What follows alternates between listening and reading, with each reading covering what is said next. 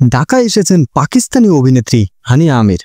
তার এই সফর ঘিরে বাংলাদেশি ভক্তদের মাঝে ব্যাপক উচ্ছ্বাস দেখা গেছে। গত বৃহস্পতিবার ঢাকায় পা রেখে বাংলাদেশে আসার খবর সামাজিক যোগাযোগ মাধ্যমে জানিয়ে দেন তিনি। বাংলাদেশি ভক্তদের ভালোবাসার জন্য ধন্যবাদ জানান এই অভিনেত্রী।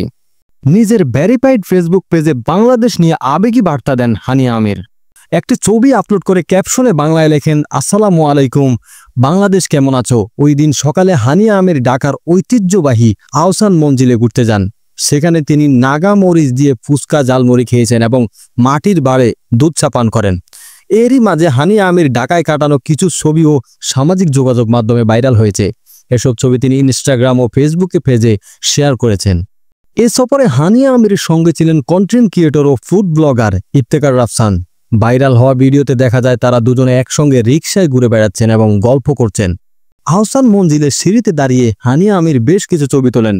সঙ্গে ছিলেন তার টিম, আয়োজক পক্ষ এবং অনলাইন ইনফ্লুয়েন্সাররা। এছাড়া হানিয়া আমির চিত্রনায়ক নাইম এবং শাবনাজের বড় মেয়ে নামিরা নাইমের সঙ্গে আড্ডা দেন। গতকাল সারাদিন ঢাকায় ঘোরাঘুরি করে সন্ধ্যায় 5 তারকা হোটেলে আয়োজিত বিশেষ অনুষ্ঠানে অতিথি ছিলেন হানিয়া। এই আয়োজনে দেশের ভক্তদের সঙ্গে দেখা করেন তিনি।